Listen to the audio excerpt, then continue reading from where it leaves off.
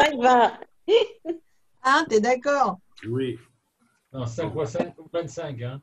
Ah oui, aussi, ah oui, oui, oui. Donc, on lit le chapitre 10. Mhm. Allez, vas-y. Je vis un autre ange puissant qui descendait du ciel, enveloppé d'une nuée. Au-dessus de sa tête était l'arc-en-ciel et son visage était comme le soleil et ses pieds comme des colonnes de feu. Il tenait dans sa main un petit livre ouvert. Il posa son pied droit sur la mer et son pied gauche sur la terre. Et il cria d'une voix forte, comme rugit un lion. Quand il cria, les 7 tonnerres firent entendre leur voix. Et quand les 7 tonnerres eurent fait entendre leur voix, j'allais écrire, et j'entendis du ciel une voix qui disait, « Scelle ce qu'ont dit les 7 tonnerres et ne l'écris pas. » Et l'ange que je voyais debout sur la mer et sur la terre leva sa main droite vers le ciel et jura par celui qui vit au siècle des siècles, qui a créé le ciel et les choses qui y sont, la terre et les choses qui y sont, et la mer et les choses qui y sont, et il n'y aurait plus de temps. Mais qu'au jour de la voix du septième ange, quand il sonnerait de la trompette, le mystère de Dieu s'accomplirait comme il l'a annoncé à ses serviteurs les prophètes. Et la voix que j'avais entendue du ciel me parla de nouveau et dit, « Va, prends le petit livre ouvert dans la main de l'ange qui se tient debout sur la mer et sur la terre. » De feuille. Et j'allai vers l'ange en lui disant de me donner le petit livre. Et il me dit, « Prends-le et envale-le.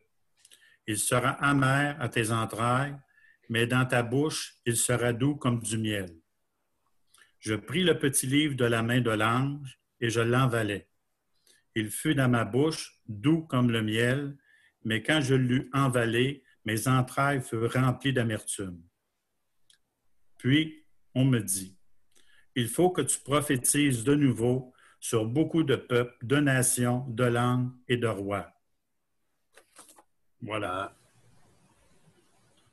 Il y a du boulot, hein. Bon.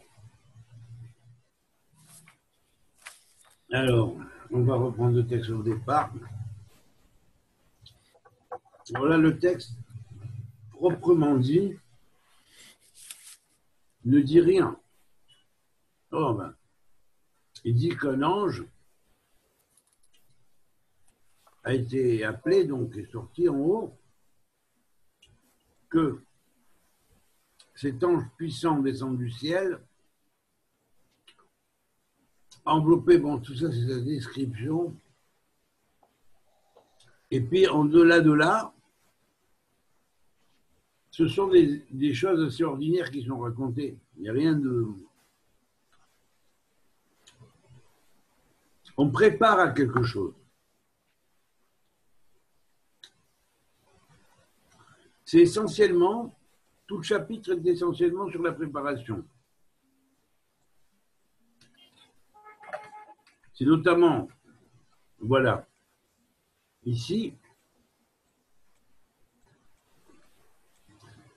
dans le verset 11, qui finit comme ça, il faut encore que tu prophétises sur les peuples, les nations, les langues et les rois. Nombreux. Mais c'est tout. Autrement, ces gens qui ont mis face à cet ange, on lui donne les récipients pour cela, on lui donne un livre pour qu'il comprenne ce qui va advenir et qu'il puisse voir. On le prépare à ça. Parce que le livre qu'il va absorber, c'est pour qu'il puisse voir et être préparé. Mais il n'y a rien d'exceptionnel dans ce chapitre de par les faits qui sont racontés. C'est un chapitre un peu ordinaire. Et pourtant, sous l'ordinaire, c'est les degrés qui vont parler. C'est les degrés qui vont parler, et là je vous dis franchement, ouais, ces chapeaux, il y a des allusions franchement extraordinaires à beaucoup de choses qu'on n'y pense pas. Hein, telles que, par exemple, voilà. Ça commence comme ça. Alors, je vous donne le premier verset. Je vois un autre ange puissant, Avir, hein, c'est toujours Avir, et ça on sait qu'en langue métatronienne, combien, je vous avais expliqué, combien le terme Avir est important dans un cours précédent. Hein, parce qu'il est lié au Père, et donc il a une signification extraordinaire. Avir veut dire le principe, le guerrier puissant, en principe le guerrier puissant, le soldat de la lumière, ou aussi l'ange puissant qui est lié à la lumière en général, Avir. Hein. Donc, Comment ça s'écrit? Aleph Bet Yud Resh. D'accord, merci. Et c'est vrai que Avir, Je pensais à... oui, oui, vas-y, explique. Non, rien, je pensais à une autre orthographe. Ah, d'accord. Non, et là, ce qui est intéressant, c'est que dans ce terme-là, tu as les lettres de Yivra et il créera. C'est les mêmes lettres que il créera. Quand on dit Avir Yaakov, le puissant de Jacob, il est plus puissant, il n'y a que c'est vrai que si on approfondit en langue métatronienne, on comprendra mieux pourquoi il est appelé puissant. Hein. Mais en fait, cette puissance à laquelle il accède en luttant contre des forces, des fois qui sont supérieures à lui, et en accent uniquement sur la foi et sur la confiance en soi et en Dieu, surtout, que lui est donné la force pour vaincre ces forces-là. Donc le Avir, c'est quelqu'un qui vainc quelque chose qui est supérieur à lui, hein, et de par ce fait-là, il accède quelque part, on lui donne d'accéder à la co-création avec le Créateur suprême. Voilà pourquoi le terme Avir contient aussi les mêmes lettres en hébreu que le mot Yivara, il créera. Bon, alors c'est certain que il créera quand? Il créera seulement lorsqu'il aura atteint le stade de Yechida. Le Yud qui est dans il créera en entrée veut dire, en fait, il créera quand? Il créera en co-créateur avec le créateur, seulement quand il aura développé sa Yechida, complètement. Et la Yechida, c'est ce que je vous dis est extrêmement important et extrêmement puissant. Le mot Yechida est ce qui est uni avec. C'est la fusion avec Dieu.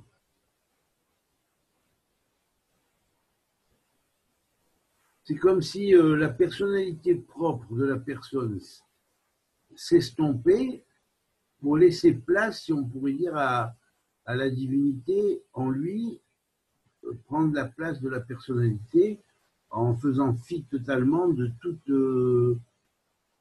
on pourrait dire, de toute participation de l'ego. Ok. Ou de la personnalité propre. Ouais.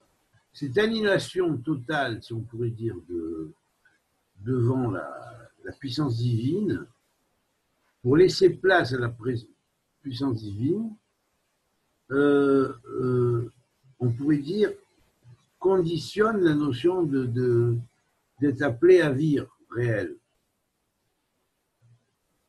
Et c'est derrière cette fonction de avir que par la suite, on sait que cet navire-là, quand il aura sorti totalement de lui tout ce qui est à lui pour laisser passer avant tout la volonté du Créateur, et il sera admis par la suite comme co-créateur avec Dieu,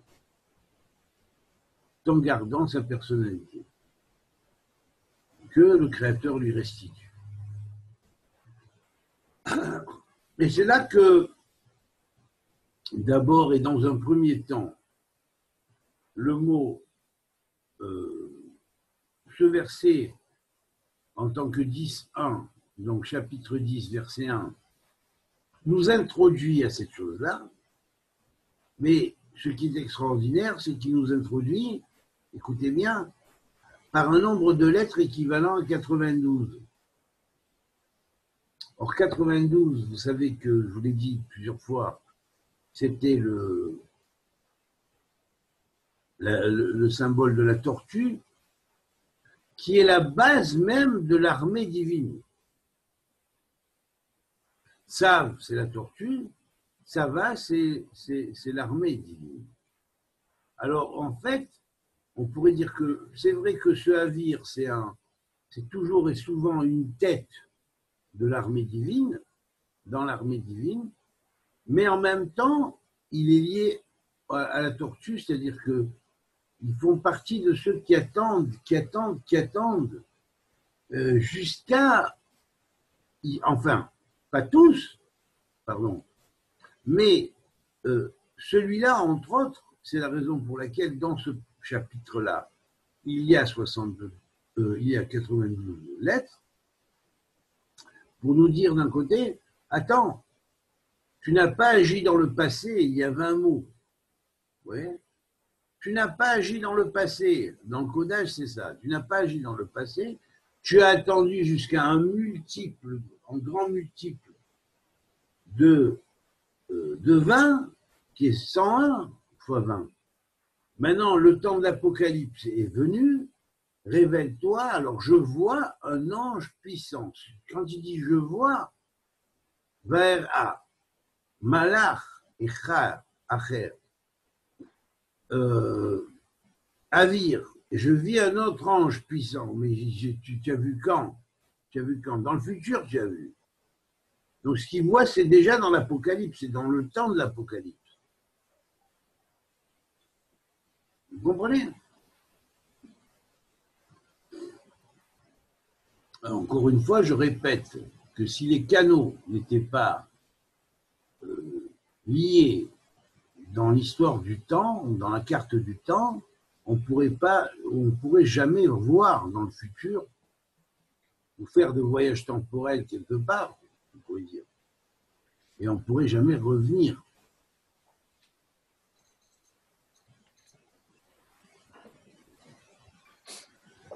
Donc maintenant que vous avez à peu près le brossing avec les deux clés que nous avons, enfin, il y a la clé du mot Havir que je vous ai donné lui-même, c'est un mot simplement. Dans le. Ah. Oui, attendez une seconde, je vais fermer la fenêtre.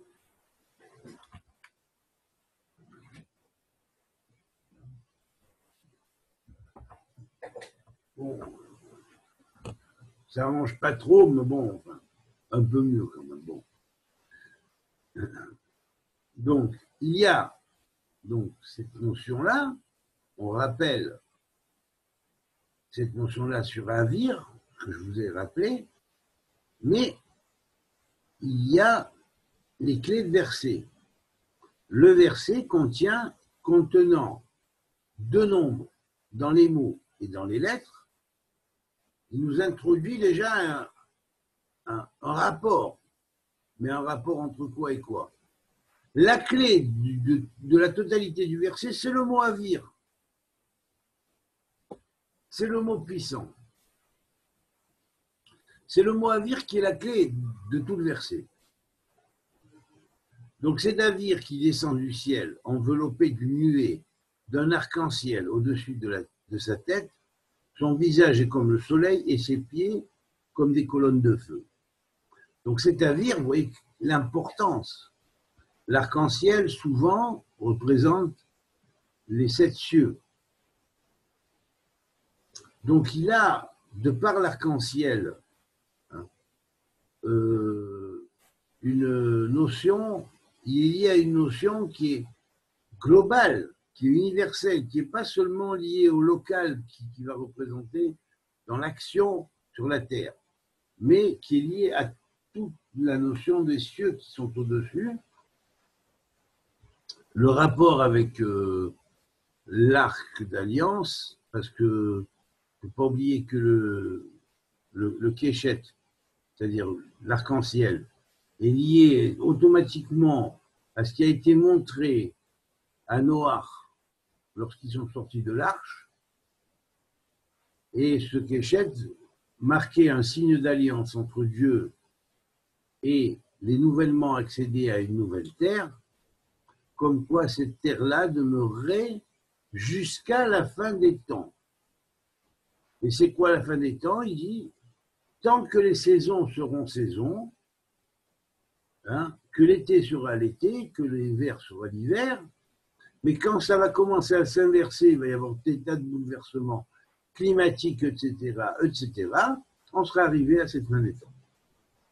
Or, on ne peut pas nier qu'avec tout ce qui arrive sur Terre en ce moment,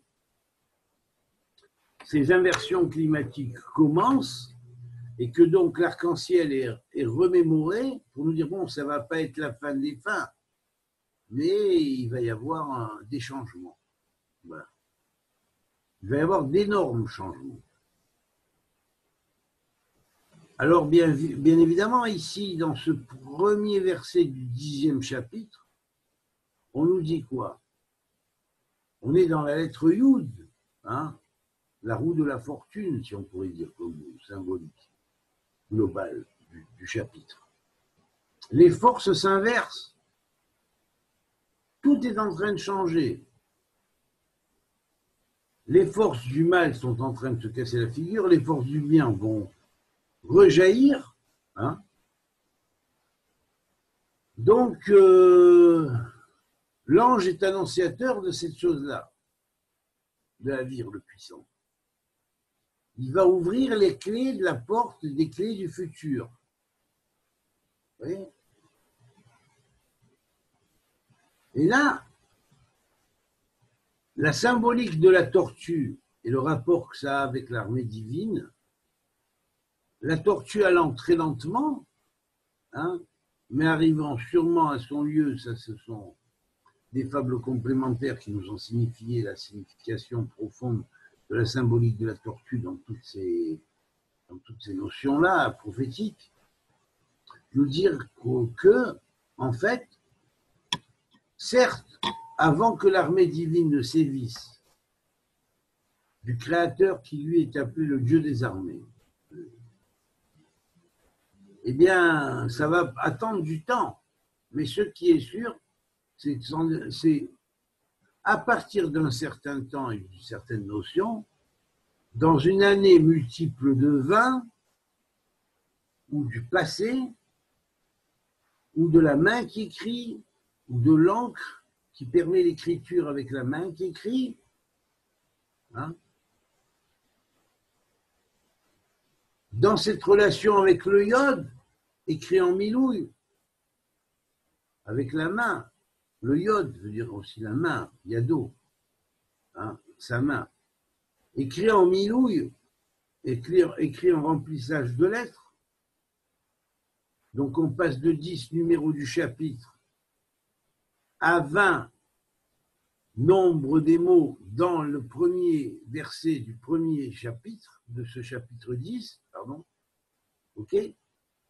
Pour là nous dire, voilà, vous voyez, effectivement, maintenant les choses vont être marquées autrement, et dans une année multiple de 20, quand la tortue aura atteint son objectif, cette tortue qui va lentement, ben, l'armée du ciel se met tout en place autour de la terre, et tout ce qui va arriver par la suite est décrit à la fin, c'est-à-dire dans le dernier verset du chapitre 10. C'est-à-dire, on dit là, ici, hein, et on me dit, il faut encore que tu prophétises sur les peuples, les nations, les langues, les rois, nombreux. Alors ça, tout ça, ça va suivre. Et là, on va rentrer dans le particulier. Mais le verset clôt comme ça, le 10e verset, le 11e verset. Et pourquoi il y a 11 versets? Parce que l'alphabet, qui est 22, comme le nombre des chapitres du livre de l'Apocalypse, est curieusement lié à 2 fois 11. Il y a les lettres du Aleph jusqu'au Kaf, il y a les lettres du Lamed jusqu'au Tav. Et pourquoi y a-t-il 2 couples de 11, enfin 2 séries de 11, formant 11 couples en fait? Tout simplement parce qu'il y a 10 sphirotes et il y a la manière par laquelle ces sphirotes se font connaître, c'est le da'at, c'est la connaissance, et tout est fondé comme ça et axé sur cette manière de voir.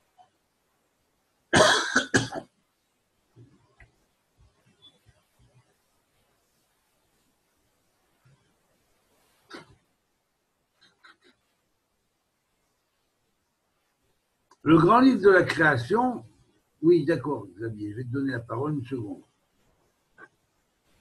nous décrit la chose comme ça. Il nous explique comment les 2 séries de 11 lettres se manifestent. Qu'est-ce qu'il y a derrière? Qu'est-ce qu'il y a dans leur combinaison?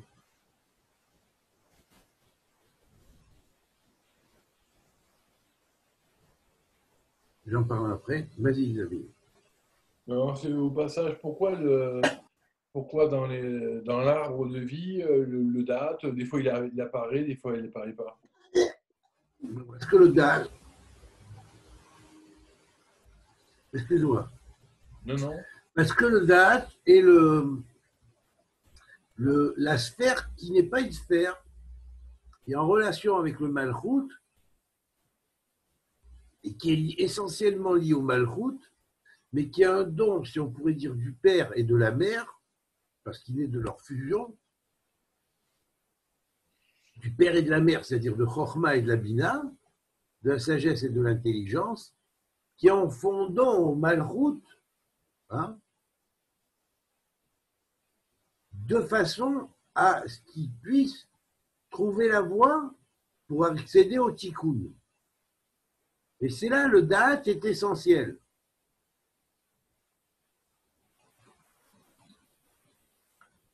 Le date, bien qu'étant construit en tant que, et que les textes des grands kabbalistes nous le disent,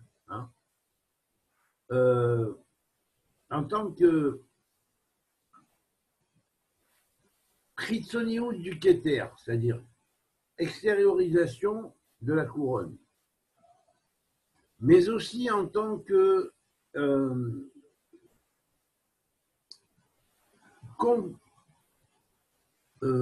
unité résidente de l'union, conséquence de l'union entre le chesed, la chokhma et la bina, la sagesse divine et l'intelligence divine.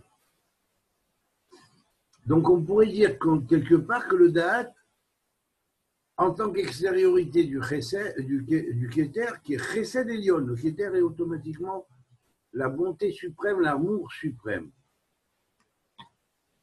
La couronne, c'est automatiquement l'amour suprême et transcendant même. Vous comprenez? Voilà pourquoi on dit le keter, ce n'est pas la sphira de chesed, mais c'est le chesed suprême, au-delà de la sphira, il n'est que chesed. Le keter est le chesed suprême, la bonté suprême, l'amour suprême. Comme ce n'est pas exprimable, il ne peut s'exprimer que comme conséquence et naissance de la sagesse divine alliée à la bina divine, c'est-à-dire de l'intelligence la sagesse divine reliées ensemble, qui se manifeste comme une extériorité du Kéter, une extériorisation du Kéter, et cela pour le Malchut, pour le royaume, qui est la sphira la plus basse. Donc c'est comme s'il y avait unité des trois plus hautes, qui va engendrer Da'at pour donner à la sphère de Malchut la possibilité de s'arranger. C'est-à-dire que le Malchut n'a aucune chance, en fait, d'accéder à ce qu'il peut être. Parce qu'il y a des forces qui le bloqueront, qui sont tellement puissantes que jamais il n'y arrivera. Cependant, c'est précisément le Da'at qui va lui permettre d'arriver. Alors regardez l'erreur qui est faite lorsque au mot Dat, on a enlevé le Haïn qui est au milieu, qui forme le mot Da'at. Quand dans la religion, on enlève le Haïn on perd tout. pour en faire du Dat, c'est comme si on prenait le principe messianique qui est dans Yoshua, on lui enlève le Haïn pour en faire du Yeshua. Et par malveillance, on lui enlève le Haïn comme on a enlevé le Haïn au Da'at pour en faire du Dat.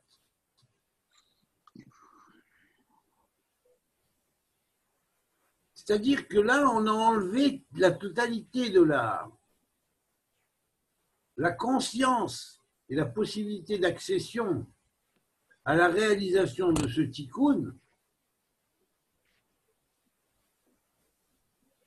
Et ce qui nous permet d'y arriver est ce qui nous fait procéder par les bases du verbe et de sa construction. Les bases du verbe et la construction, une seconde Richard, je vais te donner la parole. Les bases du verbe et la construction sont dans le livre de Yetzira, sont dans l'explication des 11 lettres par rapport aux 11 lettres, on les appellera ensuite des partsoufim, des visages, et comment chacune des lettres se combine avec chacune des lettres. Vous comprenez?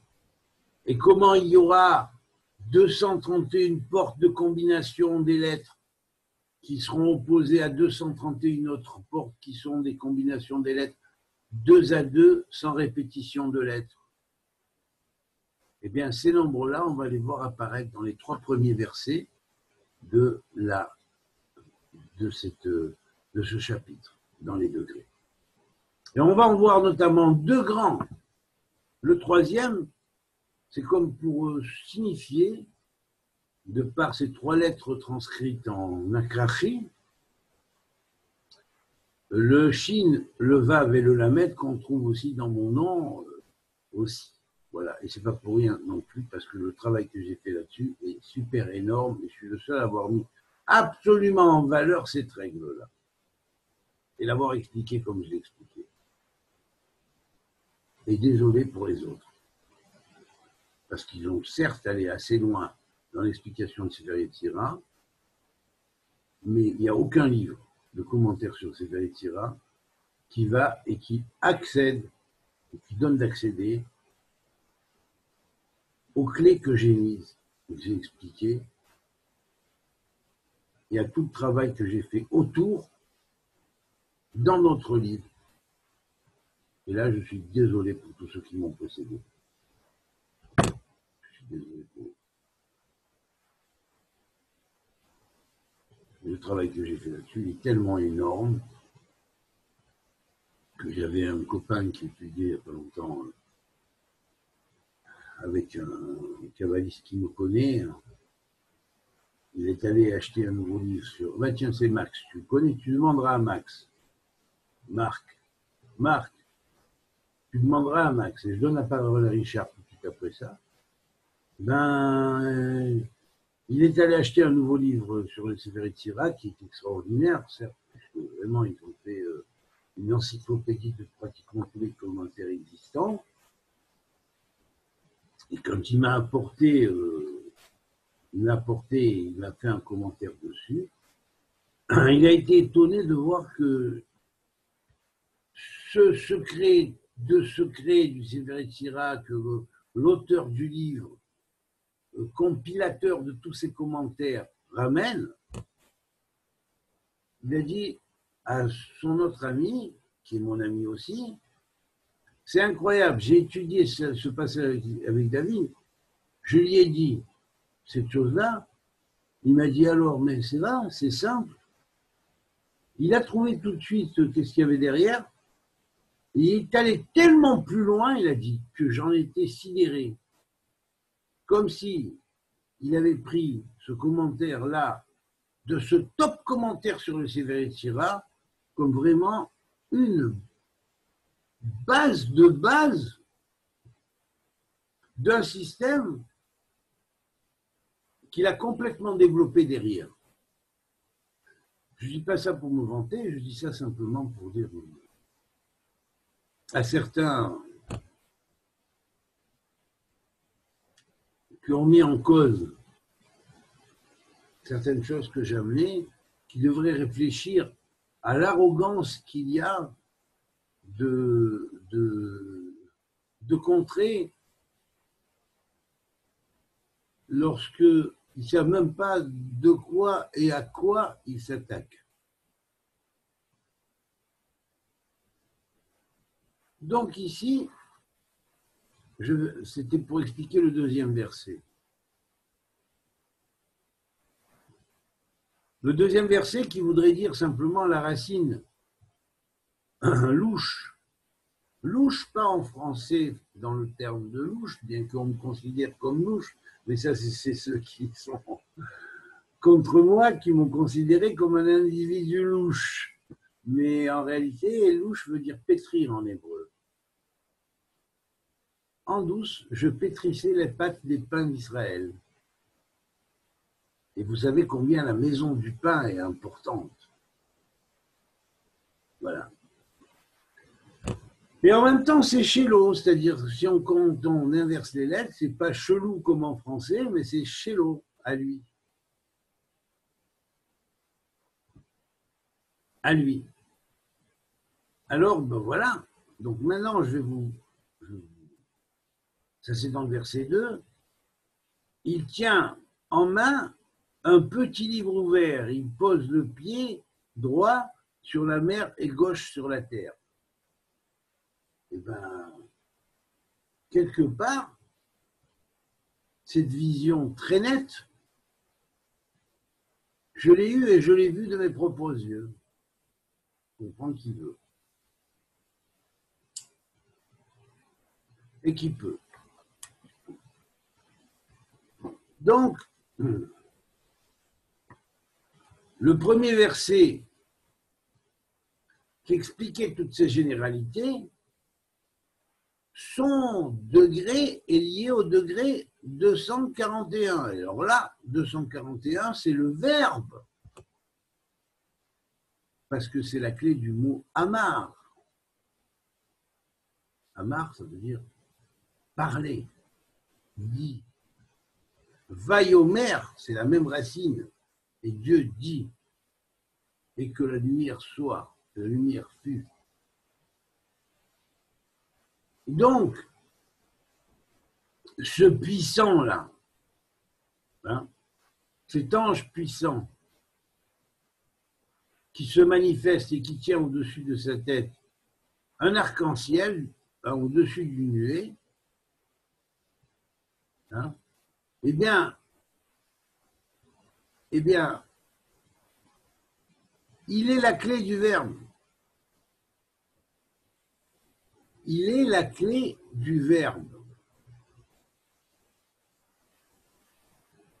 Et son verbe à lui qui pétrit pour la maison du pain. C'est le deuxième verset. Jusqu'au jour, car on trouve jour lettre. Jour-lettre, c'est-à-dire 56 lettres. Et on trouve 11 mots. Tiens, bizarre comme les couples. Et curieusement, le verset qui va suivre, qui contient « Ou mes vies lettres ». C'est quoi « Ou mes vies lettres » qui fait venir l'être, ou qui fait venir le Goël de génération en génération, qui fait venir dans la prière, mais « Ou mes vies Goël Ivne Benem » et qui fait venir le délivrant pour les enfants de leurs enfants, à la fin des 2000 ans d'existence, parce que la valeur numérique de tous ces versets fait aussi 2000 en valeur numérique en hébreu. Donc ça veut dire à la fin des 2000 ans.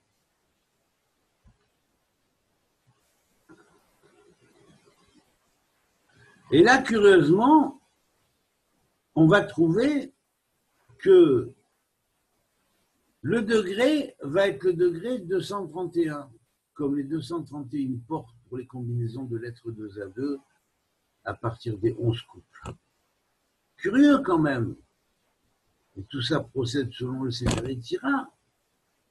Et regardez comment s'est établi ce texte. Vous croyez que c'était par hasard comme ça? Mais pas du tout.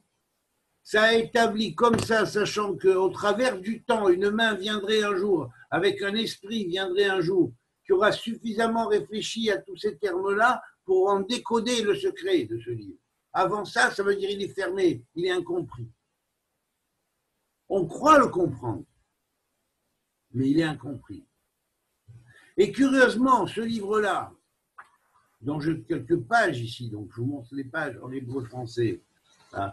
Curieusement, ce livre-là, il ne fallait pas le prendre en grec, ou en latin, ou dans les autres langues. Parce que si tu le prends qu'en grec, en latin, ou dans les autres langues, tu n'as aucune clé. Or, les Juifs qui ont rejeté, en général, le petit comité de Juifs qui a créé le conflit à l'époque et qui a fait rejeter, et qui a réussi à mettre ça dans la tête de tous les pauvres Juifs, hein, cette chose-là, ben évidemment, ils ne vont pas aller chercher en hébreu, puisque c'est interdit. Mais il faut braver l'interdit à ce niveau-là. L'interdit de bandes de pecnos qui racontent n'importe quelle histoire sur n'importe quoi, sur des choses qu'ils ne connaissent même pas. Des bandes de pecnos. Parce que s'ils réfléchissent un petit peu à ce qu'on raconte et ce qui s'est dit depuis, eh ben, ils verront bien que ça ne tient pas debout. Et n'importe quel esprit un peu éclairé, un peu intelligent, réfléchissant sur ces choses-là, peut dire, mais comment on a pu raconter des sornettes pareilles avec ces sornettes a influencé la totalité de ce peuple si intelligent que le peuple juif par rapport à des sornettes de rabbins à la con. Excusez-moi, on est obligé de le dire, hein, parce que ce sont vraiment des cons, parce que s'ils avaient réfléchi au minimum avec toutes les heures de Talmud qu'ils ont réfléchi pendant des heures et des heures de Talmud, avec leur grande intelligence, mais ils en auraient obligatoirement déduit qu'ici on leur racontait des sornettes. Et un jour, je vous ferai une synthèse de toutes les sornettes qui sont racontées à ce niveau et qui ne tiennent pas debout, qui ne tiennent pas debout devant la tradition du judaïsme originel, qui ne tiennent pas debout devant l'intelligence minimale réfléchissant sur les choses d'un ordre divin et qui ne tiennent pas debout dans l'histoire qui a prouvé le contraire. Alors devant quoi ça tient debout? À part devant des cerveaux qui ne réfléchissent pas, qui ont accordé trop d'importance à certains qui propagent ces choses-là parce qu'ils sont soi-disant délégués comme autorité pour propager dans le judaïsme ceux qui propagent, mais ils sont autorités de rien du tout. Pour la simple et bonne raison qu'il n'y a pas d'autorité dans le judaïsme. Il n'y a pas d'autorité dans le judaïsme. Il n'y a pas d'autorité. Et c'est ce que Dieu aurait voulu, qu'il y ait une autorité dans le judaïsme. Une unité. Mais il n'y a pas. Il y a chacun sa loi. Et c'est pour ça que le Mashiach lui-même dit à Rabbi Yoshua ben Yosef selon un texte, le jour où vous écouterez sa voix, en concordance, en unité, pas chacun dans son chemin, hein, mais vous vous donnez des fois la main pour éclipser toute possibilité de faire ressortir et réintégrer cette unité-là. La honte, des brels à la tête d'un peuple, des dubs à la tête d'un peuple.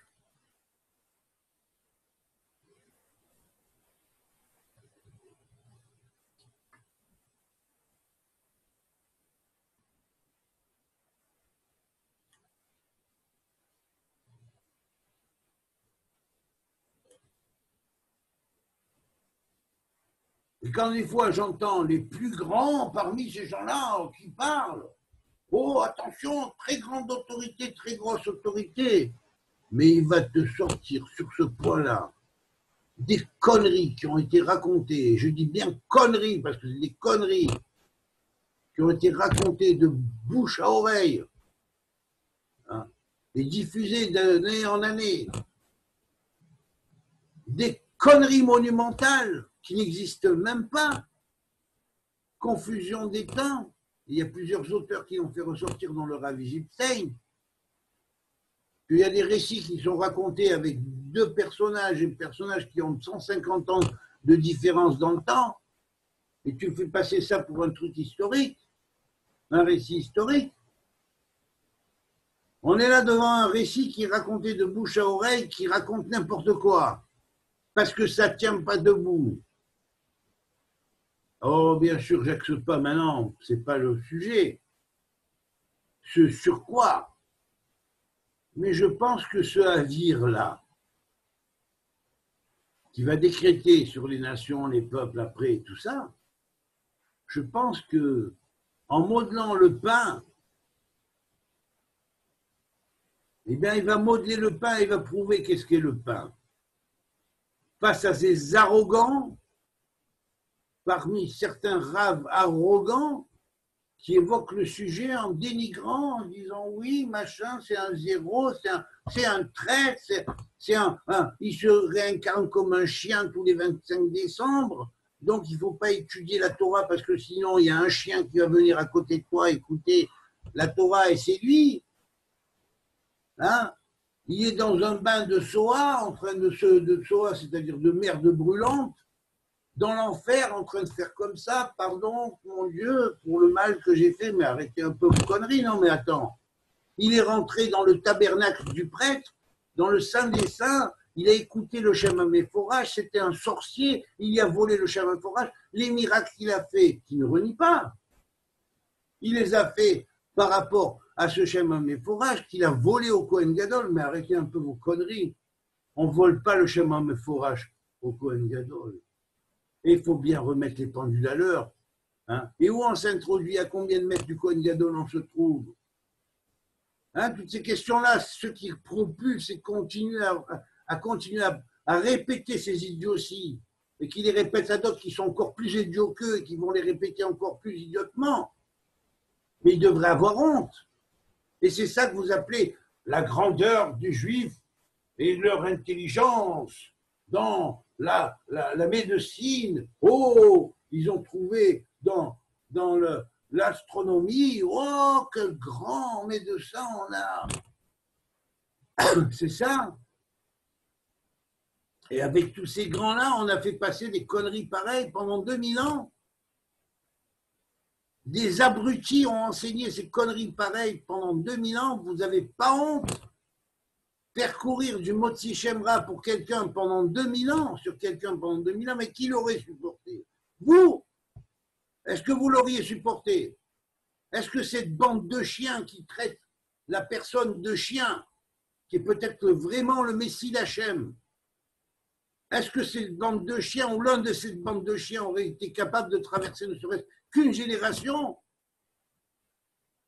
Mais qui ferment leur gueule une fois pour toutes, ça vaut mieux. Ou alors qui réintègrent ou qui rejugent l'affaire. Et moi, je viendrai me faire l'avocat de ce qui pour eux est le diable. devant les Djinovitch, les Twitou et compagnie. Et on verra qui a raison à ce niveau-là. Voilà, c'est tout. Et ça, je veux que ça passe, qu'on le sache bien. Et ne me racontez pas des sornettes, parce qu'il n'y a pas de fumée sans feu.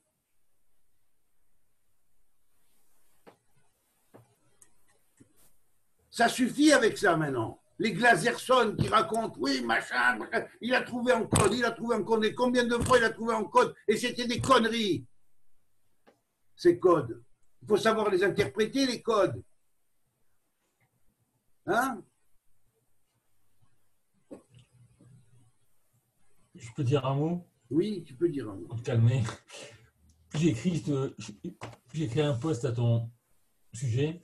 Oui. Et je finis par, à propos de ces rabbins, et je marque, et pour ne pas être obligé de se contredire demain, ils préfèrent rejeter les théories de David Lelouch. Je compare cela quand les théories de Galilée étaient rejetées, car elles disaient contre la certitude de tous que la Terre était ronde, quand tout le monde, quand eux croyaient que la Terre était plate. Absolument, absolument. Donc Mais là, avec moi, ils se sont pris 3 claques. Première révolution, c'est la révolution astronomique, avec Galilée et compagnie. Mais après, il y a eu la révolution dans le domaine de la psychologie. Freud. Oui, avec Freud. Alors on peut dire, oui, Freud, à la poubelle, ça ne veut rien dire, c'est de l'idiotie, machin. Mais non, mais ça existe. Seulement, il n'y a pas que Freud, tu as Jung, tu as tous les autres, tu as Adler, tu as, comment il s'appelle, la psychologie, c'est pas que Freud, même si c'est Freud qui a mis le doigt dessus en premier. Mais c'est pas que Freud, c'est aussi, comment il s'appelle, Adler et tous les autres. Jung. Ouais. Jung surtout. Ben oui. Lacan. Lacan aussi. Lacan et même, comment il s'appelle, celui qui a écrit Écoute petit homme, le nom m'échappe maintenant, voilà. Dolto. Non. William Reich. Attends, William Reich, ça débouche à l'orgonothérapie, mais ne dis pas que l'orgonothérapie, c'est pas la base de tout. Hein? Ah oui, alors tu c'est veux enlever génial, ça? mais Oui, non, il n'y a pas eu de révolution à ce niveau-là. On croit toujours que la Terre est plate, on croit toujours que l'homme, c'est le plus grand, mais il n'y a pas de psychologie. Hein?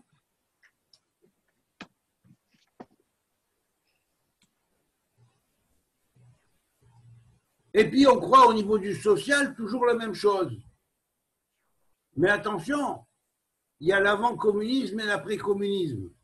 Et mon maître, Zichron Livracha, avait dit que le communisme, c'était la seule, on pourrait dire, le seul mouvement politique qui a été capable d'amener ce qu'il a amené. Enfin, qui a été capable de faire un travail sur les cerveaux au même niveau que dans l'Égypte ancienne, on travaillait les cerveaux avant la sortie d'Égypte. Et c'est vrai. Regardez en quoi il a influencé notre gauche. Hein? En fait, on dit oui, c'est l'Amérique qui a imposé le plan de l'Europe. Mais soit sont les Olivettes. Celui qui l'a introduit, c'est quelqu'un qui était quand même proche de la gauche et non pas de la droite. Et non pas des théories américaines. C'est quand même Mitterrand qui a réussi à le faire amener, cette Europe. Hein?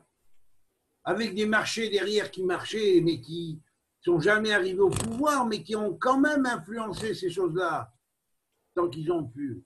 Alors ne nous racontez pas des sornettes, s'il vous plaît. Arrêtez de nous raconter des sornettes et d'endormir le monde avec vos histoires à la con.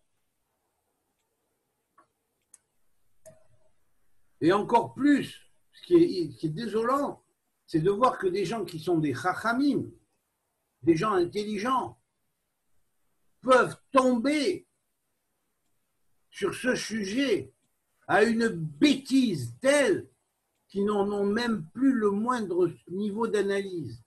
Et pourtant, ce niveau d'analyse-là, c'est la clé du da'at par rapport aux dates. C'est la clé du da'at, de la connaissance par rapport aux dates. Et c'est la clé de Yeshua avec un Aïn à la fin, et pas de simple Yeshua où vous avez enlevé le Aïn. comme vous l'avez enlevé au date, au da'at, pour en faire du date. Mais le da'at et la Yeshua, vrai, c'est la seule clé de rédemption du Malchut. C'est la clé de la Tikva, de l'aboutissement de ces 2000 ans messianiques. Et voilà le verset, le chapitre 10, qui commence en nous donnant ces clés-là de nombre, là, pour rappeler tout ça.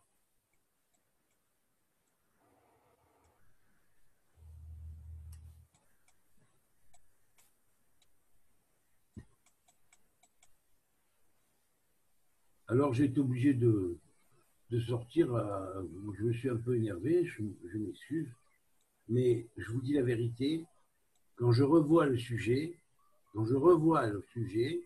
faut croire que quelque part dans mon fort intérieur, au profond de moi-même, au profond de mon âme, j'en suis profondément gêné. Et que ça me cause un trouble extrême. Et ça me cause un trouble extrême, je vais vous dire, depuis mon enfance, ça me cause un trouble extrême. À moi qui suis circoncis, ça m'a causé un trouble extrême, je ne dirais pas dès ma naissance, mais après quelques années, dès que j'étais capable de réfléchir un peu, et dès mon enfance. C'est une chose que je n'ai jamais compris. Comment chez un peuple intelligent, on peut faire des gourdes pareilles, parce qu'il y a des formeurs de gourdes, qu'on appelle des rabbins, certains rabbins, qui ont donné à la, comment dirais-je, Qui engourdissent. qui ont engourdi et qui ont rendu ces Et gourdes encore les gourdes, ça engourdit. Ben voilà. Comment c'est possible? Par quelle bêtise c'est arrivé? Moi, ce que je pense, c'est qu'ils ont simplement appris sans comprendre, après ils ont transmis sans avoir compris le sens premier, en fait. Absolument. Alors là, tu dis juste, et plus que juste. Et il y en a plus d'un qui fait des fois, sur un passouk du Zohar, il croit que ça y est, il a trouvé l'Amérique, il a trouvé. Il te dit, oui, le Keilat d'Israël, ça représente une grande rose au milieu des épines et machin. Et il te décrit ça, il te répète comme un perroquet ce qui est marqué dans le Zohar, avec un petit peu de réflexion dessus, mais vraiment une réflexion, je dirais, plus que minimale de minimale. Et c'est pas normal pour des gens qui, soi-disant, ont étudié le Talmud pendant toute leur vie. Et on sont rentrés dans la notion pile-poulique des visions différentes que le Talmud donne. Ça n'arrive pas du tout avec. Moi, je pense que un gros problème, c'est beaucoup de gens font semblant de comprendre. C'est pire. Absolument, Ils font semblant. Avec les textes qu'on est en train d'étudier, je répète, bon, il y a des gens qui n'étaient pas là jeudi, il y a beaucoup de... Moi, franchement, je lisais ça, je me disais, bon, je ressens les choses, c'est puissant, mais je ne comprends pas tout, loin de là. Et il y a des gens, bon, après, je suis plutôt d'origine chrétienne, donc je connais des pasteurs qui font semblant de regarder la brebis, c'est Jésus ici. Ouais, Enfin, alors eux aussi, c'est pareil, hein, aussi. Plus idiots que les uns que les autres. Hein. Non, il faut un minimum d'humilité quand on sans comprend rien, pas. ni sous-pesage de rien. Toutes les lois qui sont marquées, toutes les lois, elles n'ont même pas été observées. Rien. Le mec, il te prend un texte qui a été traduit en grec, et peut-être même en plusieurs grecs foireux, différents l'un de l'autre, pas tous contrôlés comme la Septante. La Septante, ça a été contrôlé. Mais là, ce qui est venu après, tu as trouvé un grec qui te marque comme ça, l'autre qui te marque comme ça. Donc, tu as que de l'à peu près. Et avec cet à peu près-là, on construit une religion là-dessus. Et on dit fais, tu comprendras. C'est du date, c'est pas du da'at. Excuse-moi, ce proverbe, il est mauvais. Fais, tu comprendras. Alors, à ce moment-là, on peut faire gober n'importe quoi aux gens. Non, justement, parce que Naasé, Venishmar, ouais. tu as les mêmes lettres répétées dedans. C'est-à-dire qu'en faisant, tu vas comprendre. Oui, mais si on tombe sur un gourou qui est dingue, ah oui, un Lubavitch qui est dingue, il peut t'emmener n'importe où. Absolument. Ah non, Absolument. l'action, ça tempère. C'est même tout l'intérêt. Mais en l'occurrence, il s'agit d'intelligence. Moi, je trouve qu'il y a Oui, beaucoup de absolument. je trouve qu'il y a beaucoup de familles brisées à cause des Lubavitch. Non, pas forcément les Lubavitch. Oh, c'est pas le, faut pas exagérer. Non, non, non, je veux dire, non, mais il a raison un peu. Attention, entre le Rabbi Lubavitch Ils font et teshuva les du jour au Ouais, mais Lubavitch, parce lendemain. il y que a une n'importe quelle différence. personne dans une famille qui prend une, Ils font qui teshuva, prend ils une partent ligne à la place d'une autre, forcément, Non, non, ça fait non. des Mais ils font changements. teshuva, ils te Batsheva, Peut-être prennent c'est pour un cochon normal. après. Batsheva, Ouais, mais 5 minutes. Mais s'il continue, c'est grave. Sur le moment, c'est normal. Ils font tchouva, et après, ils te prennent pour un cochon, ils te parlent plus, ils viennent plus non, chez non, mais il a toi. raison, il a raison, il a C'est raison. lamentable. Ils embrassent plus leur mère, ils mangent plus Il a rien. raison, il a raison, En premier temps. il a raison, On est des Constantinois, on n'est pas des il a Ukrainiens. raison, il a raison. La coutume, elle est plus importante Je que la. regrette, sur le terrain, il a raison. Merci, ouais. Et je vais te dire, Non, moi, je vois pas le monde comme ça. Je vois pas le monde comme ça. Les gens, d'abord, ils ont un cerveau quand même. Il faut pas exagérer avec les gourous. À un moment donné, il faut se servir de sa tête. Hein. Ah, mais quand Ils c'est ont des responsabilités aussi à titre individuel. non, mais quand c'est les Euh, enfants de parents qui sont déjà non, mais Lubavitch, attends, c'est trop tard. je vais te dire une chose. Tu veux prendre Ah, la c'est chose. jamais trop peux tard. La prendre la preuve, c'est chose. qu'il y a je ne sais pas combien de gamins qui sont partis. Il y a, aux États-Unis, il y a eu ces mouvements où les enfants ils sont dans la rue parce qu'ils quittent les familles trop religieuses. Donc, c'est jamais C'est bien. foutu. Et Grâce un à Dieu. individu n'est pas son père. Il y a un mélange. Ça, c'est autre chose. C'est toujours neuf. C'est bien parce que dans Bah, ma c'est pas famille, grâce à Dieu, c'est triste, mais il y a 30% qui a disparu. C'est bien. Non, mais Batsheva, disparu de. Batsheva, tu Oui, m'excuseras. oui, je t'écoute, David. Le phénomène dont Oui. il parle est un phénomène qui vise toute notre génération. Nous aussi, notre famille, elle s'est complètement brisée avec la religion. On avait avant une famille super unie. Voilà. Dès que certains fanatiques ont accédé à cette religion fanatisée, par le biais de Breslav ou par le biais de Lubavitch en particulier, et le plus souvent, hein, il s'est cassé quelque chose dans la famille, mais dans la totalité de la famille. Voilà.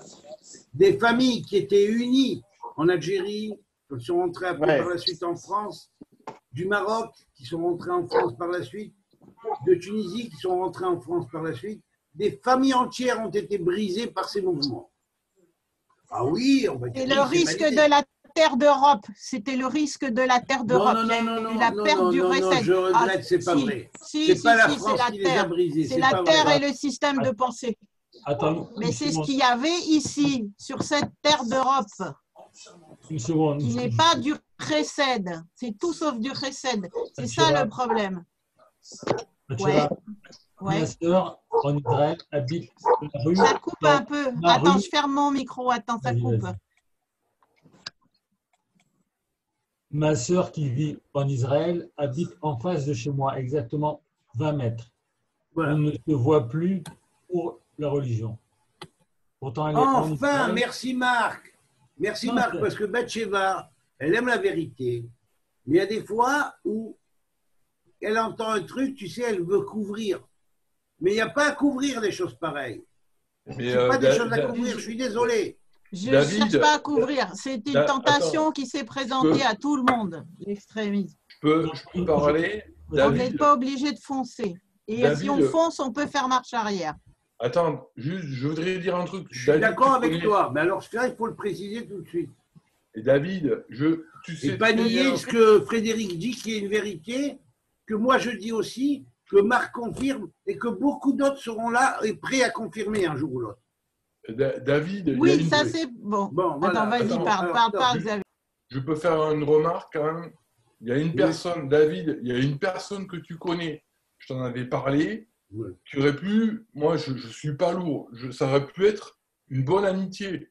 Une personne qui connaissait bien les textes, le judaïsme, qui était dans le mouvement Breslay. Moi j'y suis allé parce qu'elle me disait chaque fois, la personne me disait, va sur Breslay.com ou je sais pas quoi, sur un site. Bon, elle m'insistait, j'y suis allé, j'ai dit ce que je pensais et je me suis fait traiter de franc-maçon, de scientologue, de je sais pas quoi. Et du coup, après, on était en train de devenir presque amis, et c'est tout, et c'est ce que je voulais. Et c'est elle qui a arrêté. Elle a arrêté pour ça. C'est-à-dire qu'il y avait une personne, moi, ça me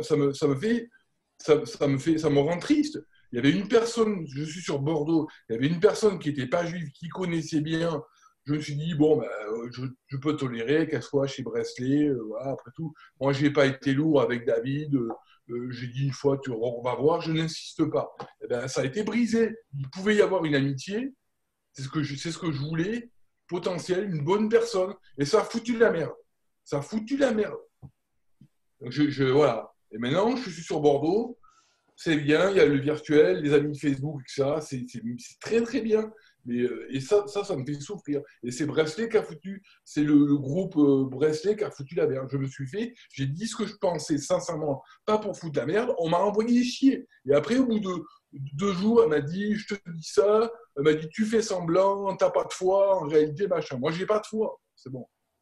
Moi, j'ai eu des mêmes discussions avec un communiste. Ils m'ont pourri.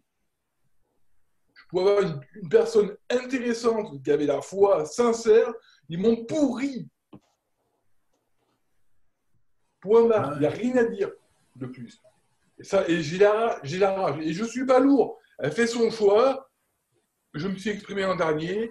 Elle m'a dit on arrête. Bon, c'est bon. On arrête. Fini. Terminé. Alors qu'on aurait pu échanger.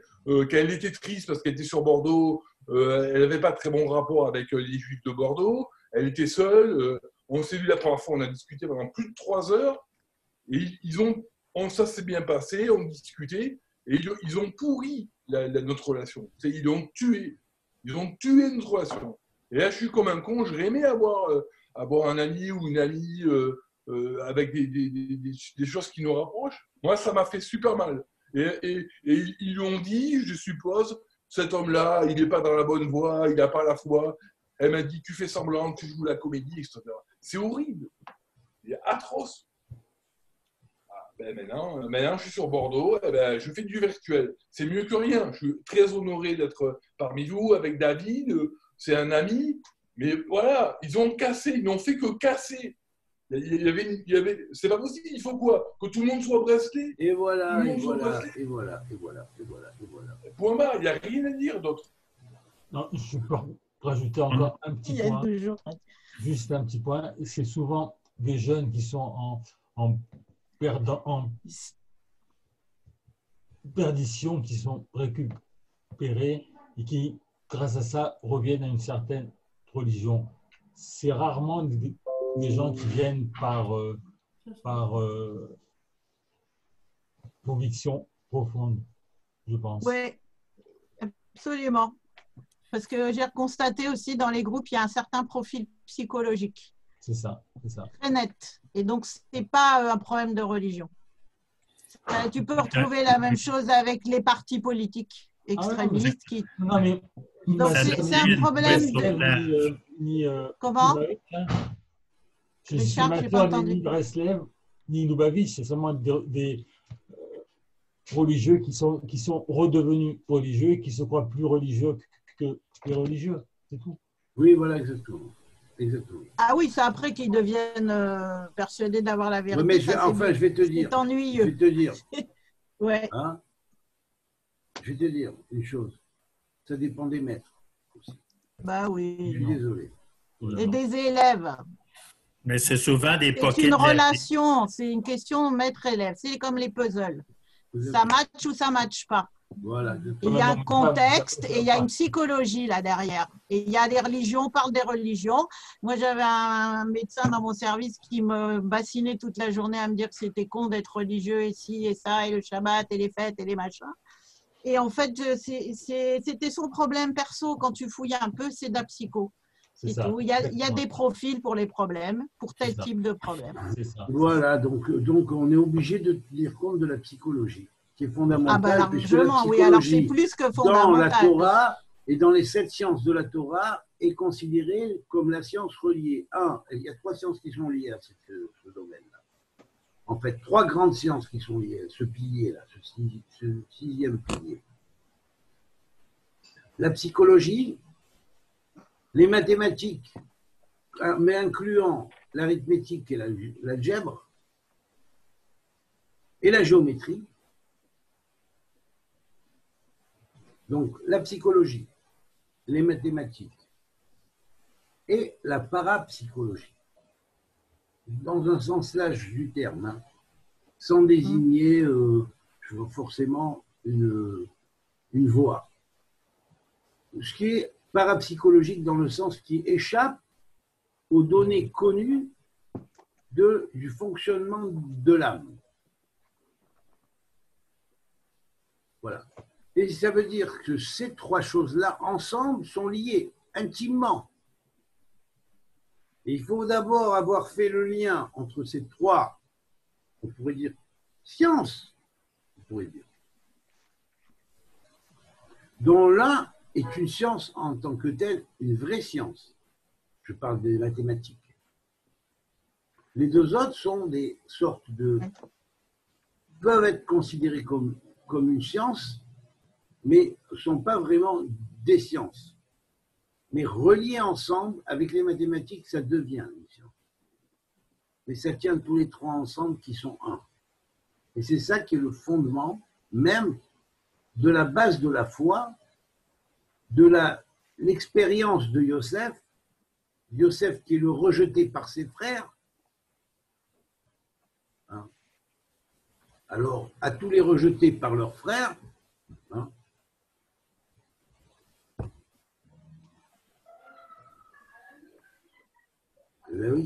eh ben oui, c'est ça. La mathématique, ça influe sur toutes les sciences. On ne peut pas faire d'astronomie sans les mathématiques, on ne peut pas faire de physique sans les mathématiques, on ne peut rien faire sans les mathématiques. Il n'y a aucune science qui tient debout. Et voilà. Et là, je veux dire, c'est fondamental. Voilà pourquoi la notion de Torah reliée avec les 7 sciences est absolument fondamentale. Parce que si ça ne l'est pas, il n'y a aucune possibilité de comprendre la Torah. Aucune possibilité. Parce que le yesod fondamental n'existe pas. Alors tu prends Yeshua, tu lui enlèves le Haïn, tu enlèves la puissance du sod de Yesod. Et oui, parce que le sod de Yesod, le secret du Yesod, hein, sur lequel il est fondé, le Yesod, c'est quoi, Yesod? C'est le fondement du futur, c'est la science du futur, c'est la connaissance à 70 facettes du futur. Et tu enlèves le Haïm, mais c'est fondamental ce que tu as enlevé. C'est super fondamental ce que tu as enlevé. Et tu veux me faire croire que c'est pas malveillant? Mais bien sûr que c'est malveillant. Et tu veux me faire croire que c'est pas lié à l'œil au centre d'un triangle, hein, comme symbole des Illuminati, hein? Tu veux me faire croire que c'est pas lié à ça? Mais bien sûr que c'est lié à ça. Mais ils n'ont pas pris pour rien ce symbole. Ça veut dire nous sommes ceux qui avons créé ce problème à l'origine. Voilà ce que ça veut dire. Et nous avons adopté ce symbole-là pour montrer que c'est nous qui avons créé ce problème à l'origine, qui a fait tromper le judaïsme, qui a trompé le christianisme, et qui a trompé par la suite l'islam, et qui a trompé toutes les nations de la terre. Nous sommes ceux qui avons créé ce problème. Voilà ce que ça veut dire.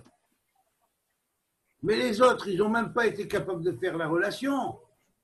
Brel comme ils sont, Brel ben Brel, hein, qui se croient intelligents. Mais c'est des pecnos, en fait. Réfléchissez un petit peu, Yahmorim. Alors on comprendra mieux pourquoi c'est marqué la génération du Mashiach, il chevauchera un hamor. Bien sûr que le hamor, c'est qui le hamor? L'âne. C'est l'âne de la génération. C'est l'âne de cette génération. une génération d'ânes qui sont devenus les dirigeants des religions. Tous faussés par les Illuminati et tous gouvernés par les Illuminati, de loin, qui vous ont bien gouré à tous et qui vous ont fait vous battre l'un avec l'autre et vous rivaliser sans arrêt l'un avec l'autre, alors qu'en fait, c'est vous les abrutis parce que vous avez voulu être les moutons de ces gens-là qui vous êtes fait manipuler. C'est tout. Voilà ce que l'ange vient annoncer. Le retour du Verbe. Le retour de celui qui a pétri le pain d'Israël. De génération en génération. Et que toute la clé qu'il a pétrie, elle dérive et elle pétrit le Da'at qui fait le tikkun du Malchut.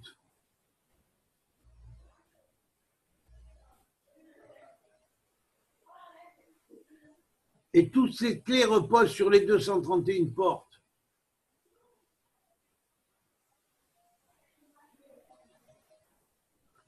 Voilà.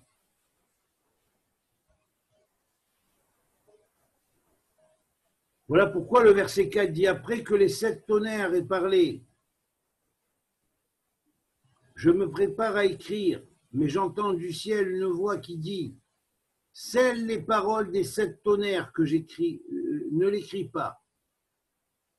Ne l'écris pas, scelle-le. Ça veut dire scelle-le comment? Scelle-le dans le nombre des versets, dans le nombre des lettres, dans le nombre des mots. Inscris la clé secrète dedans, jusqu'à ce qu'au travers du temps, dans le labyrinthe du temps, à la fin des temps, une main vienne qui saura comprendre comment tout cela fonctionne et comment ce livre-là explique et étaye la totalité de tous les enseignements qui ont été compilés avant. Parce qu'elle les relie tous. Elle relie cet apocalypse avec tous les autres textes d'apocalypse de vérité qui ont été transmis et qui sont incompréhensibles pour qui que ce soit. Pourquoi? Parce qu'il n'a pas la clé.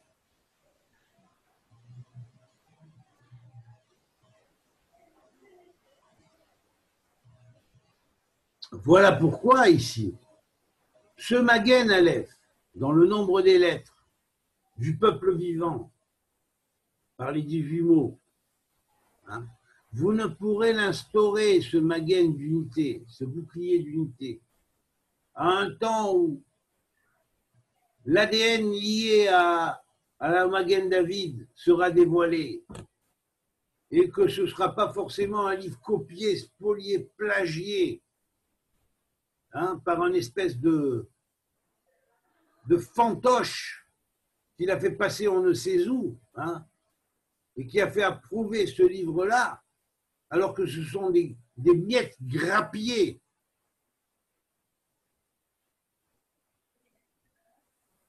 À celui qui est le témoin de cette chose et qui dévoile les choses aujourd'hui. Qu'il ose venir me dire non, c'est pas vrai, en face. Dans un Zoom que nous ferons prochainement, qu'ils viennent le dire. Hein? Là où on aurait dû faire la clé de l'ADN universelle, de l'Israël prolongé tel qu'il est voulu selon la Torah, on en a fait de l'ADN juif. Mais ça veut rien dire. Ce plagiat est horrible. On a repiqué des trucs chez moi sur quelque chose que j'ai écrit en code seulement, qui pourrait être développé, chaque code comme un livre entier. Et on vient me dire, elle est une juive. Mais la femme qui a écrit ce livre-là, elle a eu honte. Elle a eu honte, elle a parlé 4 heures avec moi. Mais moi, je ne savais pas qu'elle avait pris des documents à moi. C'est après, en relisant son livre. Moi, on m'a demandé de la contacter simplement. Voilà. Et comme par hasard, dans ma boîte aux lettres, tous les emails que j'ai envoyés à tous les kabbalistes à qui j'ai envoyé en français ces choses-là, et comme en hébreu, ont disparu. Curieusement. Et précisément après que j'ai dit que ce livre-là a été plagié, ces enseignements ont été plagiés, parce qu'aujourd'hui, le Magen David que vous trouvez avec les lettres qui sortent du Magen David, qui est sur le livre de Zamir Cohen, hein, ou autre, ça fait plus de 35 ans que j'avais fait la matrice de ces choses-là. Et que j'avais travaillé, expliqué ça dans des cours antérieurs que j'avais fait en France. Donc, il me reste certaines cassettes du reste, dans les cassettes anciennes. Alors arrêtez de raconter des histoires aux gens et de jouer les saints, voilà, ça vaut mieux. Ça vaut mieux, hein. Soyez intègre d'abord, ça vaut mieux. Ça vaut mieux, soyez intègre, ça vaut mieux, hein. Ça vaut mieux. Vous faites de l'argent sur le dos des autres et vous les citez même pas et vous n'avez pas honte. Il n'y a que ça qui vous intéresse, hein, franchement.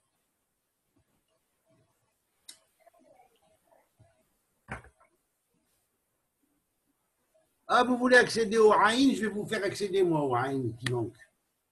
Je vais vous le montrer, l'Aïn qui manque, et je vais vous le remettre en place. Hein?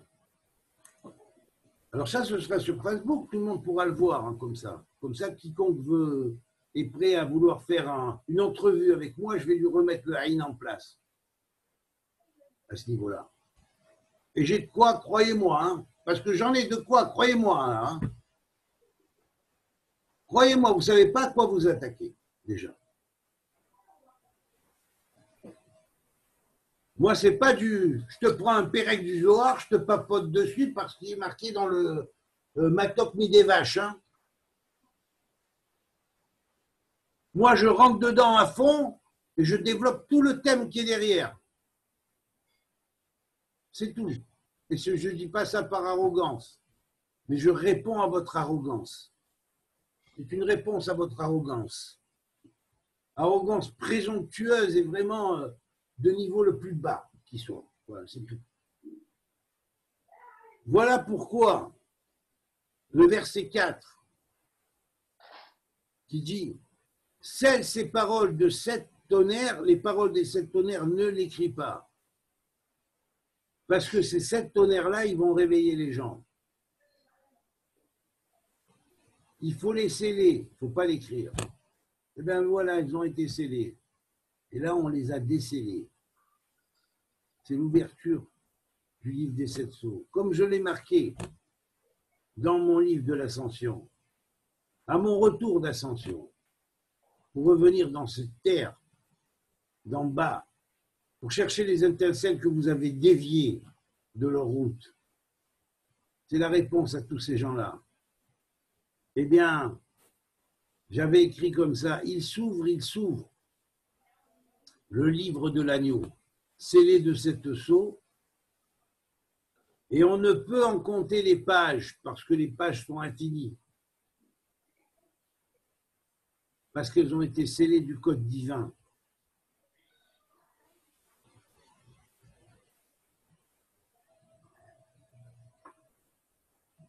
Voilà pourquoi le Magen qui est un pour tout le peuple est en réalité lié au nombre 334 dans les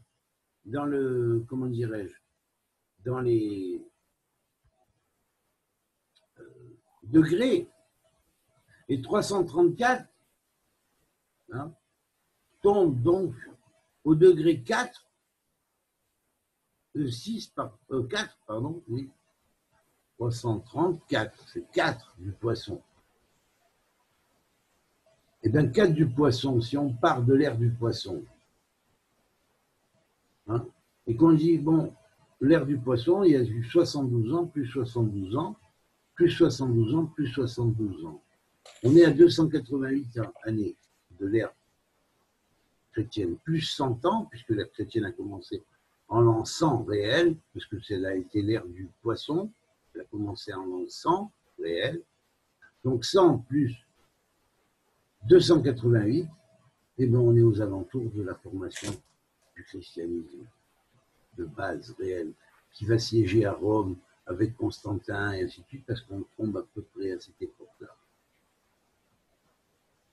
Et dans ce degré-là, c'est effectivement le degré où s'est installé le Vatican à Rome par la suite. Donc voilà. Pourquoi le livre doit être scellé de 7 sceaux? Et il est scellé dans les 7 tonnerres qui ne s'écrivent pas. Il se scelle. Il reste oral, mais il reste scellé dans quoi? Dans le nombre des versets, dans le nombre des chapitres. 22 chapitres, comme les lettres hébraïques. 404 versets, parce que c'est date. On a enlevé le Haïn.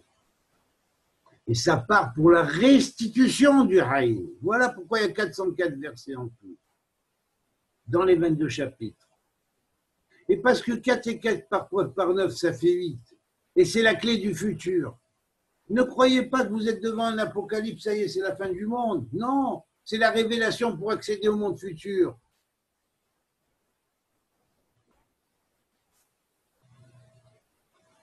Chaque verset, chaque chapitre a un nombre de versets. Il a aussi une clé. Chaque pasouk, chaque verset a un nombre de lettres et de mots. Ça, c'est une clé. Et puis, il y a la clé de où tombe, selon l'alphabet, qui était utilisé, connu à l'époque, des 22 polygones réguliers, qui est lié à l'alphabet des degrés. À ce moment-là, les degrés vont parler aussi. Ils vont parler sur 3 plans. Lorsque les astres vont repasser sur ces degrés-là, qui vont renouveler, surtout les astres lourds, qui vont renouveler les termes karmiques qui ont été institués dans ces degrés-là, dans les années dans lesquelles sont arrivées ces choses-là, dans l'histoire, parce qu'il y a un retour, par retour au degré, des retours de l'histoire. Et voilà. Et voilà.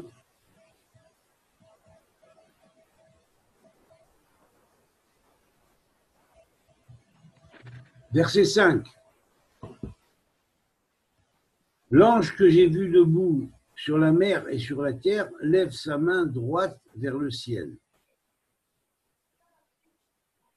Alors il est là, debout sur la mer et sur la terre. Cet ange, ce grand ange,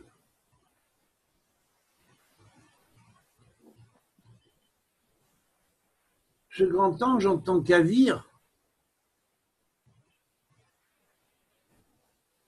il est aussi le Messie cosmique, lorsqu'il se révèle sur un globe précis. Il se révèle d'abord sous cette forme de cet ange-là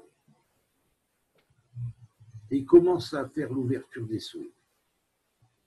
Quand il se dresse, il est tellement grand qu'effectivement, il est grand comme la terre en tout entière. Et quand on le voit sous cet aspect-là, ça veut dire qu'il commence à féconder la terre. La terre est sa femelle, si vous pouvez dire ça. C'est l'unité de conscience de la terre. Le rapport, le da'at qu'il y a entre le zachar et la nekeva, entre le principe masculin et le principe féminin, va sceller la connaissance ou le da'at qui va rétenter le malchut et lui permettre d'arriver à réaliser sa rédemption, son tikkun et tout ce qui s'ensuit. Et qui va faire taire une fois pour toutes ces langues de, j'ose pas dire de ce qu'on devrait, c'est les seuls noms pour les qualifier, hein, en fait. Mais je ne le dirai pas pour ne pas vexer à ce niveau-là, mais qu'ils sachent que ce sont des propagateurs de choses. C'est des langues de...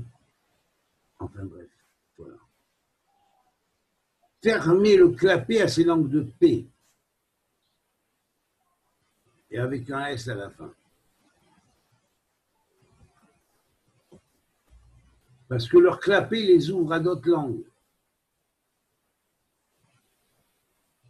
Dieu sont tous les idiots qui les écoutent.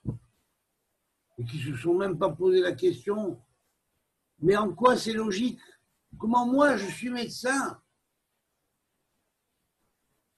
j'ai fait teshuva, je peux gober des idiots aussi pareils. Comment moi qui suis généticien, astrophysicien, je suis rentré dans ce système, je peux gober des idioties pareils, prônés par des gens qui sont encore plus idiots que les idioties qu'ils disent. Parce que pour répéter des idioties pareilles, il faut être encore plus idiot que l'idiotie elle-même. C'est tout. Alors allez raconter ces abrucités-là dans la citra, là-bas, de laquelle vous voyez. Ça vaut mieux. Parce que c'est à ça que vous appartenez vous-même. Et vous avez projeté votre pourriture à l'extérieur. Alors il est temps de remettre les choses à leur place, hein, comme a dit Rabbi Abraham Oulafia par la loi du tabour et du hibour. Hein, et vous allez apprendre ce que ça veut dire la loi du tabour et du hibour si vous ne savez pas. Ok? Voilà. Le chêne gratuit que vous avez contre quelqu'un par le faux témoignage, eh bien vous allez en subir les conséquences. Et c'est quoi les conséquences de chêne tahat chêne? La dent pour dent, mais la haine pour la haine, le faux témoignage pour le faux témoignage. Ceux qui auraient été le digne sur sur celui sur lequel on a faussement témoigné, son jugement, ben vous allez le subir. Si c'était la mort, vous allez subir la mort. Si c'était la deuxième mort, vous allez subir la deuxième mort. Et encore, vous avez pris pour vous, pour que vous ayez, malgré tout, le repentir par rapport à ces choses-là, avant que ce soit exécuté. Ça vaut mieux. Bien que les textes disent que ce sera exécuté contre vous, cette sentence, et que vous ne voudrez pas vous repentir. Mais je prie pour vous, et j'espère que vous vous repentirez et que vous réparez la faute. Et ceux qui répareront la faute, ils échapperont à ce destin-là. Mais ils le frôleront quand même, juste pour leur montrer ce qui aurait pu leur arriver s'ils avaient continué. C'est tout.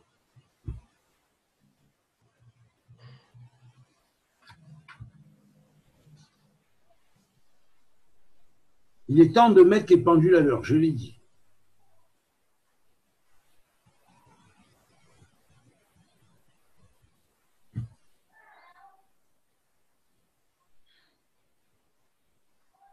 Verset 6.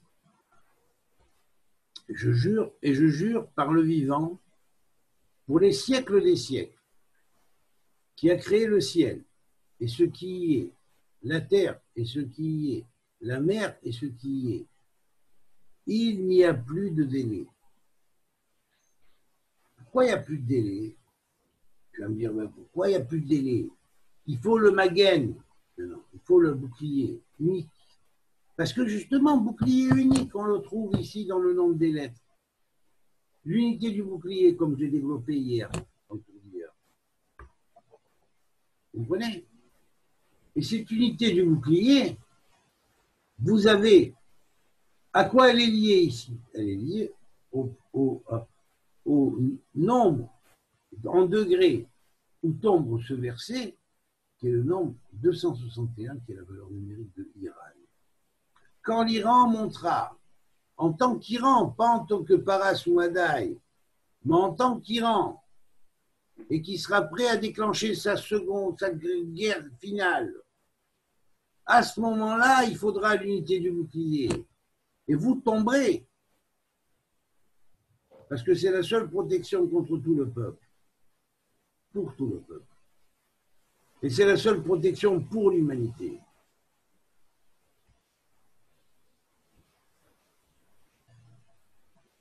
Donc là, il n'y a pas d'autre possibilité. C'est où ça où vous ruinez le monde? Ben, je ne vous laisserai pas ruiner le monde.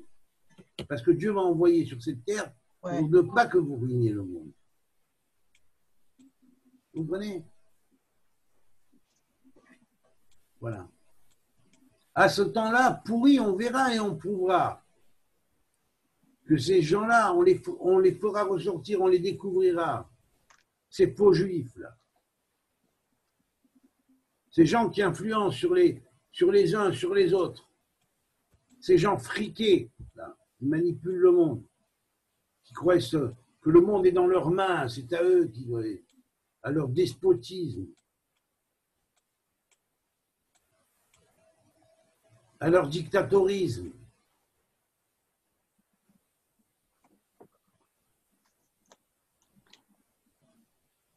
Vous croyez qui, Bichlal?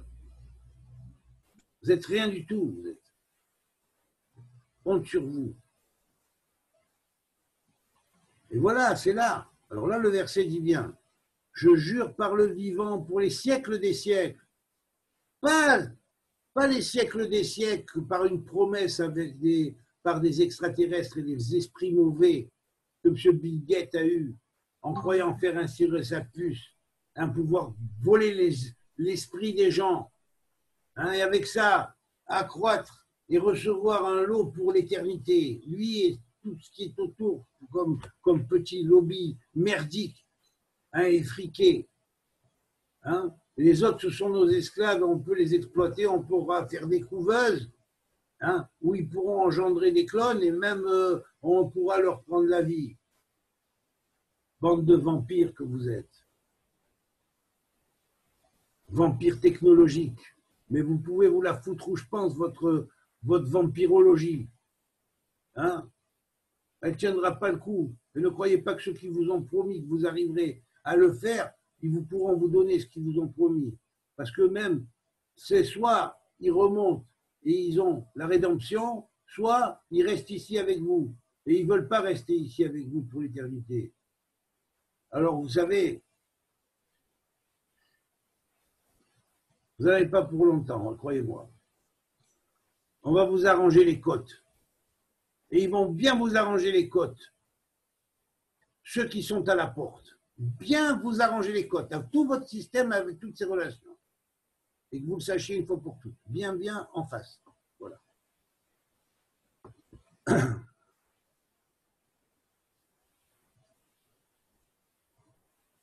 Donc, il n'y a plus de délai, ça veut dire qu'on est arrivé au dernier cas, ça c'est fini, on ne peut pas reculer maintenant. Hein? On ne peut pas reculer, ce n'est pas possible. Verset 7. Mais au jour où le 7e ange se fera entendre en sonnant de la trompette ou du chauffard, le mystère de Dieu sera accompli, comme il l'a annoncé à ses serviteurs les prophètes. Ça veut dire, ne croyez pas qu'il y a une différence entre ce qui est sorti ici et ce qui était avant. Parce que ça a été consigné pour confirmer tous les prophètes qui ont été avant.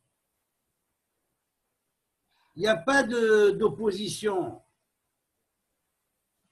Hein? Avec le juste traite que vous avez fait, qui aurait transmis ici. Il y a la preuve par neuf de tout. Voilà ce qu'il y a.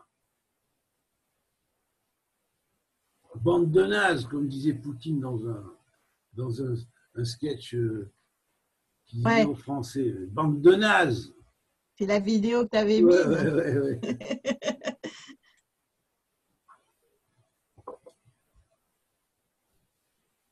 Moi, chez Poutine, on me respecte.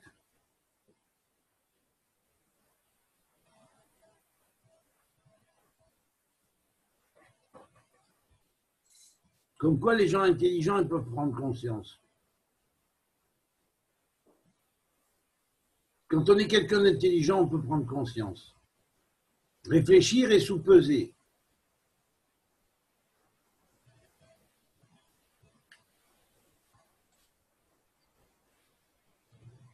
Mais au jour où le 7e ange se fera entendre sonnant de la trompe, le mystère de Dieu sera accompli, comme il l'a annoncé à ses serviteurs, les prophètes.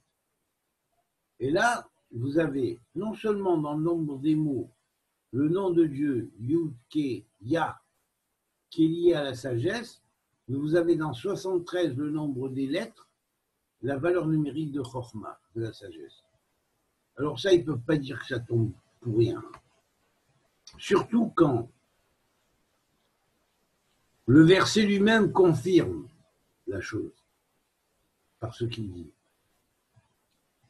Parce qu'il faut une grande sagesse émanant de Yah pour pouvoir l'annoncer. Alors je vous en prie, hein, les Noachides et les chrétiens, qui ont certes mal reçu le message que l'envoyé du Verbe a transmis il y a 2000 ans, du Verbe cosmique sur cette terre. Alors ne vous sentez pas, comment dirais-je, annulé par des abrutis qui vous racontent des idioties sur ce qu'aurait fait Yoshua, qui s'appelle Yeshua, et qui garde comme initial Imach et mauvais qu'il soit effacé son nom et son souvenir. Vous avez rien de moins qu'eux, absolument rien de moins qu'eux. La seule chose que vous avez à leur envier un petit peu, c'est l'étude en hébreu. Mais encore faut-il que cette étude soit bien guidée. C'est tout. Vous n'êtes pas inférieur à eux. Vous n'êtes pas inférieur à ces gens qui vous ont traduit comme des gens inférieurs. Ces arrivistes. Hein?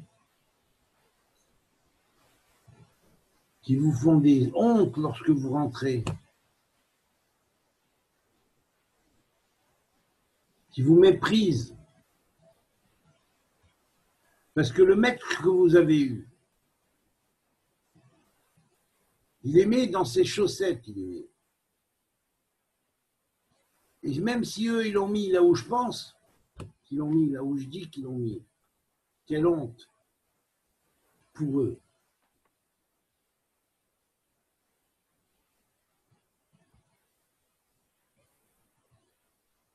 Quelle honte pour eux. Honte pour eux.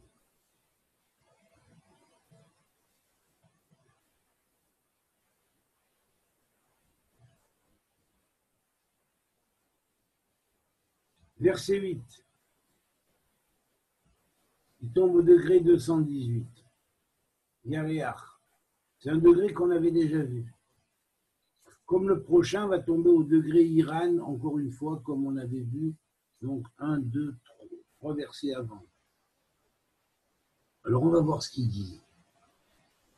Alors Yaréach, c'est le temps de la lune. Hein. Le temps de la lune, c'est le temps du malheur. Il y a 82 lettres.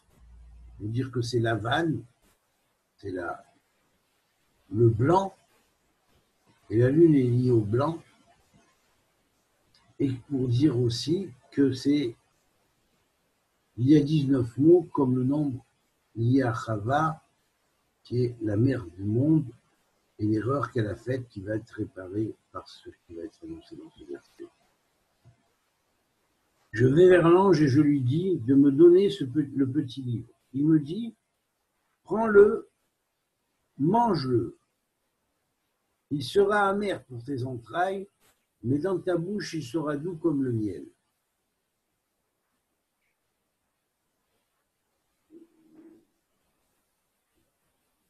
Ça veut dire amer pour tes entrailles. Les entrailles ici symbolisent aussi le monde physique. Physiquement, il va être amer. Mais à ta bouche, tu vas souffrir, certes, de son amertume. Mais d'un autre côté, il va te rouvrir ce petit livre-là. Il va t'ouvrir la connexion avec le Verbe. Il n'y avait pas, David, juste au passage, j'avais entendu dire une phrase qui disait la parole a goût de miel, mais elle fait mal au ventre. C'était un peu. Oui, oui. Ouais, c'est ça. Oui, mais ça, c'est dans les proverbes de Salomon, où Salomon dit la parole est douce comme le miel, mais il ne faut pas en abuser. Ah ouais, ok. C'est dans ce sens. Il ne faut pas abuser du miel. C'est la Torah se manifeste sous 4 aspects, 4 fleuves. Les 4 fleuves de l'Éden, on dit, sont reliés à des fleuves, donc on pourrait symboliser fleuve de miel, fleuve de feu, fleuve de miel, fleuve de lait, fleuve d'eau et fleuve de vin. Donc chaque fleuve, c'est l'accès à la Torah par le biais d'une discipline précise. Le yaïn va représenter, le vin va représenter l'accès par les sciences, les connaissances, les 70 visages de la Torah. Ça veut dire visualiser d'abord la notion des 7 piliers fondamentaux des sciences et leurs 10 niveaux à chacun, qui va représenter ce qu'on appelle les 70 visages de la Torah. Ça, c'est l'abord de la Torah par les connaissances, par les sagesses. Okay. Il y a le fleuve de lait. Le lait, comme on sait ce que l'enfant doit prendre à la base s'il peut se mettre pour être maintenu en vie. Donc, ce sont des connaissances basiques qui sont liées aux travaux sacrés, au métier de Dieu. C'est une voie. C'est la voie des maîtres d'œuvre, des architectes, des tailleurs de pierre, des semeurs, des tapissiers, et qui peuvent chacun par leur métier se relier dans l'acte sacré du métier qu'ils font, se relier au Créateur dans ces métiers sacrés. Il y a le fleuve d'eau qui est la base de apprendre en se connectant et en se purifiant. Et si notre purification est sincère, et qu'elle n'est pas simplement axée sur le fait de vouloir se mettre à part pour critiquer les autres, mais se mettre à part vraiment parce qu'on veut sacraliser son soi, c'est un chemin par lequel on peut accéder aussi. Et puis le fleuve d'huile, qui lui est symbolisé par les connaissances des cieux, notamment et surtout par la connaissance de la physique et peut-être même de l'astrophysique, et surtout par la bonne mémorisation des choses, bien connaître les détails de chaque chose, qui permet aussi d'accéder aux connaissances divines. Donc il faut regarder comment plus ou moins le ciel fonctionne et tout ça. Disons que des 7 sciences ici, 7 piliers de sciences, on a surtout accès sur la connaissance astronomique et tout ce qui touche la connaissance des cieux, de façon à, dans les cieux et au travers des cieux, comprendre comment l'œuvre divine fonctionne. Voilà. Ce sont les 4 manières d'accéder. Donc ici,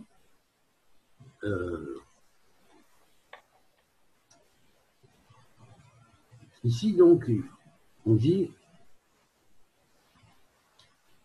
j'en étais à verset 10, je crois. Oui. Donc maintenant le 11, qui est le dernier verset de ce chapitre 10, on me dit, il faut encore que tu prophétises sur les peuples, les nations, les langues, les rois nombreux. Donc là, ici, ça veut dire que maintenant, la gestion, si on pourrait dire, de ce petit livre, qui est doux pour la bouche, parce qu'il se connecte au verbe, même s'il demande dans les entrailles, c'est dans la matière, des souffrances, néanmoins, c'est par cela que tu pourras arriver à voir le futur et à prononcer sur les peuples, sur les langues, sur les rois, sur les nations. Voilà. Ainsi se termine le fameux 10e chapitre de l'Apocalypse. Quand on aura fait tout le livre, on va revenir sur des versets précis qui sont vraiment clés dans chaque chapitre et on va les analyser aux lueurs d'autres versets du Tanakh, soit en nombre de grades, soit en nombre de degrés, avec la clé du degré ou des grades. Et de toute façon, dans l'un et dans l'autre, ça parlera. Parce que les grades sont liés au degré, les degrés sont liés au grade.